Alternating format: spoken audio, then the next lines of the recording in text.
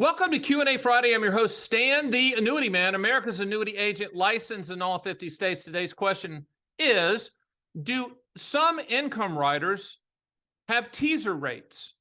Now, I'm sad to have to answer this question because most income riders, 99% of them, the payment is static. It's going to be there as long as you're breathing. If you set it up joint life, as long as the second person is breathing, and then whatever's left in the accumulation value of that index annuity or variable annuity goes to your list of beneficiaries. Now, index annuity income riders historically offer the higher contractual guarantees, so that's where we focus.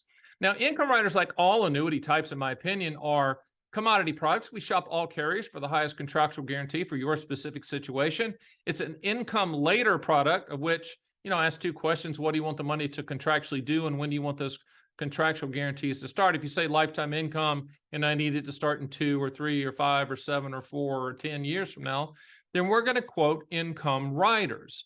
Now, it's typically straightforward. 98, 99% of all income riders, static payments never changes. There are some index annuities that will say, the income increases when the index increases, but they're not competitive because all the annuity company does is severely and drastically lower that initial payment to make up for that potential increase.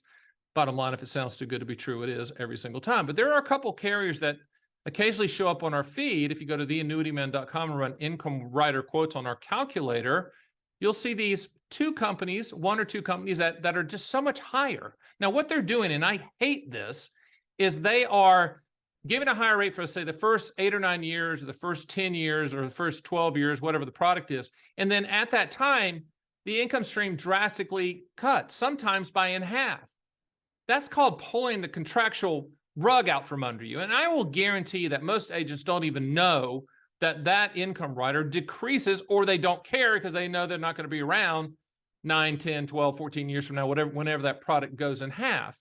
These are teaser rates. It shouldn't be a teaser rate in the income rider space. I've contacted both companies.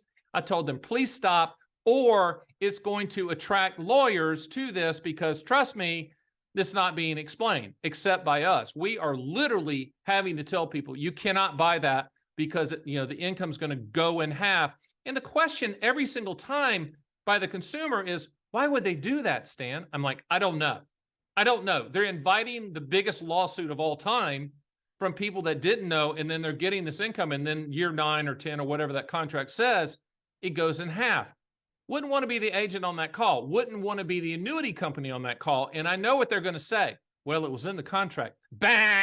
Lawyer's not going to buy that. And I'm going to tell you, they need to pull these products right now. These teaser rate, higher rate, and then lowering later, that is a mess. And that is the reason the annuity industry has earned its bad reputation for stuff like that. We're trying to clean it up, and we're going to not allow you to buy that product. When you buy lifetime income, it's going to be static, and it's going to be there for as long as you are breathing.